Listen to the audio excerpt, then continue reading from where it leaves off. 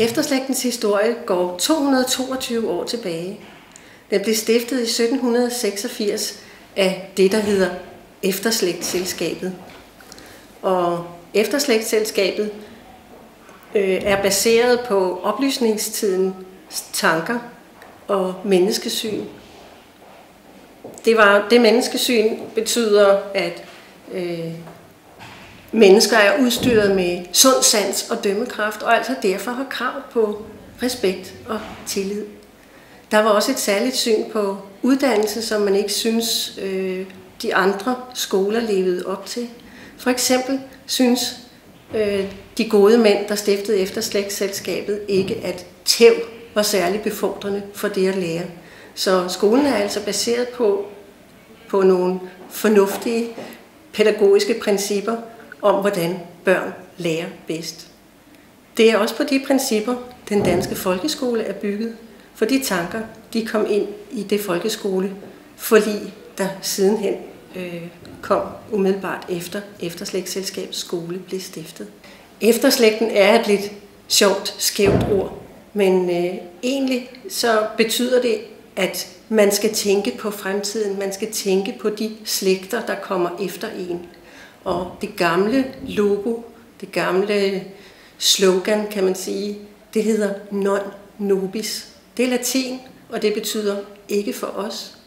Underforstået for alle dem, der kommer efter os, for efterslægten. På efterslægten der finder man, at tradition og fornyelse går hånd i hånd.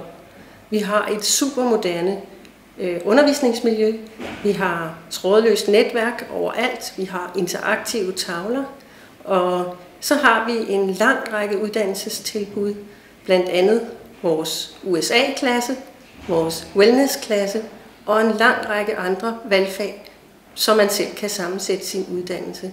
Vores udgangspunkt, det er respekt, tillid og ligeværdighed, og det vil man være helt sikker på at møde her på Efterslægten. Efterslægten blev grundlagt i 1786 tilbage i oplysningstiden, hvor man fandt ud af, at det var en rigtig god idé at få lavet en type skole for borgerskabets sønner. Skolerne havde indtil da mest været sådan for adelen og for de gejstlige, altså for kirkens folk. Og så fandt man ud af, at man ville lave en skole for borgerskabets børn. Først og fremmest sønner var det jo selvfølgelig dengang. Og i 1786 blev skolen så grundlagt inde i der, hvor Illum ligger i dag, inde i Østergade, og har så eksisteret som skole og siden som gymnasium siden dengang. Senere flyttede Efterslægten til Frederiksberg, der i nærheden af den, nu må jeg jo sige gamle radiohus, og så i 1940 ud til de her bygninger ude her ved Utterslev Torv, hvor vi flyttede ind i 1940 i splinter nye, meget moderne bygninger med lys og luft, både inde i bygningerne og rundt omkring. Historien afspejles tydeligt her i aulaen, hvor vi kan se de gamle flag, de gamle faner, helt tilbage fra 1786 og så frem gennem tiden. Helt frem til den blå fane med HF-centret Efterslægten, som det blev her i 1991. Siden da har så været HF-center, hvor har både går unge mennesker, som tager en 2-årig HF, og voksne mennesker, som tager HF over mange år, eller bare tager nogle enkelte fag. Vi er på vej til Østrig, til Wagrain, på vores årlige skistudietur, hvor vi skal have 35 kursister med ned, og de skal lære at løbe på alpin ski. Det er jo et udspring af, at vi er et meget idrætsorienteret HF-sted, hvor vi forsøger at prøve at gøre undervisningen så levende og spændende som muligt. Og en af de ting, vi laver, det er så en skitur. Vi forsøger til næste år også at starte det, der hedder en wellness-klasse, hvor vi med fokus på sundhed og velvære. Det er jo meget op i tiden. Vi laver en klasse, der skal have det som interesseområde. Vi har også lavet et samarbejde med Fitness.dk, hvor man i nogle af vores klasser kan få hvis man har idræt på B-niveau, så kan man få en fitnessinstruktøruddannelse oveni. Så det synes vi er sådan noget, der ligesom er med til at gøre HF-uddannelsen mere aktuel, og er med til, at de unge mennesker forhåbentlig synes, at det bliver spændende at tage den uddannelse. Jeg er sådan en, der godt kan lide at sidde i klassen og lave lidt ekstra lektier, men sådan er jeg. Jeg synes, undervisningen er rigtig god, og lærerne er rigtig gode, og jeg er rigtig tilfreds med at gå her. Så studievejledningen, den indgår jo som en del af den vejledning, som der er på skolen her. Vi tager altså gennemførelsesvejledning, og gennemførelsesvejledningen den går jo på, at vi støtter kursisterne i deres studie her på skolen, sådan så de bedst muligt kommer igennem. Vi tager os af at tilrettelægge, hvordan deres studie skal se ud. Vi tager os også af sådan noget som økonomiske ting, SU. Og så følger vi dem tæt. Det er sådan så her på Efterslægten, der har hver kursist deres egen studievejleder, og det er typisk så hele klassen, der har den studievejleder. Og den bliver man introduceret til, når man kommer her, og så følger de altså en de 2 år, man går her på stedet. Og for nogle kursisters vedkommende, der er det jo også sådan, så at de skal supplere bagefter. 2 år, det giver jo adgang til de fleste steder, og hvis man så skal på en videregående uddannelse, hvor man skal have et ekstra niveau i matematik, eller fysik, eller kemi, jamen så kan man jo så fortsætte et halvt år, for eksempel herefter, og så få suppleret på den måde. Og der er vi så med inde over at få tilrettelagt studietiden her på stedet.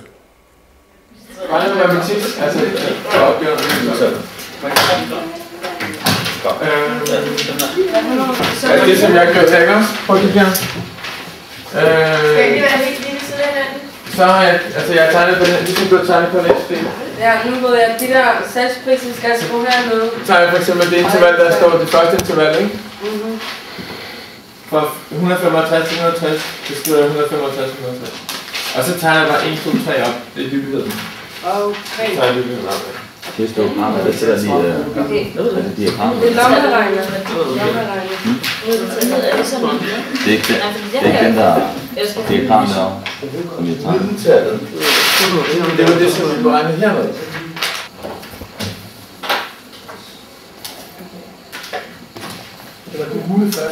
Eight. The phone ring constant. Where's the mistake here?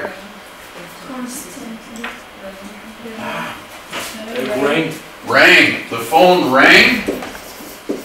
That's what you call one of those Uhail Messi Utsangsor. And constantly. Why is it constantly? What's the difference between constantly and constant? Yeah? So what's this one? Constantly. That's right. The phone rang constantly. 9. A terrible accident happened for 2 days ago. A terrible accident happened for 2 days ago. What's wrong with this sentence? Eileen? Happened. Yeah? What's wrong with happened? It's spelled wrong. And how do you spell it correctly? With an E. Vi har nogle rigtig gode lærere, og det er nogle søde elever, så det er dejligt. Vi har nogle dygtige lærere, der er hjælpsomme, og så jeg synes det er fedt. Vi har også nogle, til at starte med kommer vi også ud til introtur, og det er så også mere for at kunne lære hinanden at kende.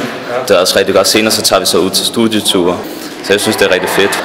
Der bliver også arrangeret nogle sportsturneringer en gang imellem, så mod andre skoler og sådan noget, så det er fedt, synes jeg.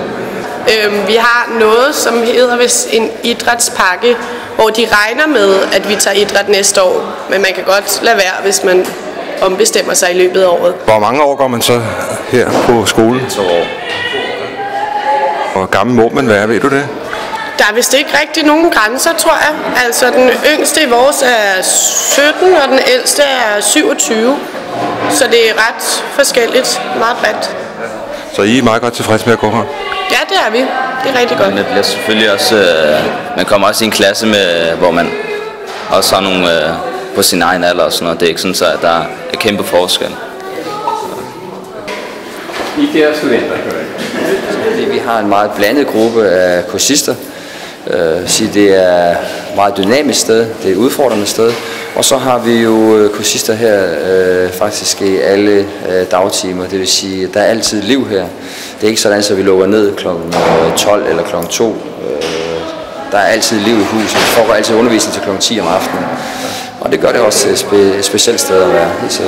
Gode forhold her, gode lærere og nogle gode elever her. Ja, går du på HF eller? Nej, jeg går i en enkeltfagspakke, der hedder Seminariepakken, så vi kan gå direkte videre på seminaret efter at have været her et år. Så du skal være lærer engang? Pædagog. Undervisningen her på stedet, den er god, og den er alsidig. Lærerne, de er gode, de er ikke syge her. Kun en gang imellem. Men vi har masser af dansk og engelsk, og det kører derudad. Så du tror, at det her det hjælper dig videre i dit liv, det her sted? Jeg er sikker på, at man kommer videre efter at have været her. Der er også nogle gode studievejledere. Ja, næsten ligegyldigt, hvor vi er på skolen, så bliver vi jo mindet om den lange historie. Og her på væggen har jeg et af vores mange guldaldermalerier. Det er faktisk den unge Øenslærer, som var en af de tidlige elever på Efterslægtselskabets skole, som kommer her og hilser på den gamle rektor med en lille frugtkurv. Om det så er for at få bedre karakterer, eller hvad det er, det ved jeg ikke. Han klarede sig jo meget godt, i hvert fald Øenslærer, fandt man ud af sidenhen. Og sådan hænger der rigtig mange af de her minder om fortiden her rundt omkring på stedet. Siden sidste år, 1. januar 2007, der er det staten, der ejer Efterslægten. Vi er det, der hedder en selvejende institution under staten, og det vil sige, at vores ejer i øjeblikket er Undervisningsministeriet og det, der hedder Universitets- og Bygningsstyrelsen, som så står for bygningerne. På sigt skal vi selv overtage bygningerne, og i det øjeblik, vi kan det, så kan vi jo ligesom alle andre husejere begynde at måske tage nogle lån, som vi så kan bruge til at få istandsat de her bygninger, som har rigtig godt behov for at blive istandsat udvendigt også. De er blevet lidt forsømt af vores tidligere ejere, Københavns Kommune. Det gode ved det er jo heldigvis, at bygningerne ikke står på nogen måde og falder sammen. Da man byggede Efterslægten i 1940, brugte man stadigvæk rigtig gode materialer, og det vil sige, at for eksempel alle vinduesrammerne, de er lavet af teaktræ, og det er jo ikke noget, der sådan umiddelbart lige falder sammen om ørerne på os, og heldigvis for det. Havde det været noget dårligere materiale, så havde vi i dag måske haft vinduer, der drættede ud osv. Det gør de absolut ikke, det holder rigtig godt, men det kan godt trænge til en gang maling og en opkitning af ruderne. Hvorfor har bygningen runde hjørner? Det er jo en del af datidens idéer om moderne arkitektur. Jeg talte før om de lyse vinduer og de store vinduer, masser af luft og lys skulle have været. Og de runde hjørner er så også en af de arkitektoniske detaljer, vi har, som vi er meget glade for, fordi vi synes egentlig også, at den fortæller meget om Efterslægten, at vi er et stort hus med runde hjørner. Vi opfatter os selv som nogen, der kan skabe os plads, men samtidig også har runde hjørner, altså ikke er alt for firkantet i det.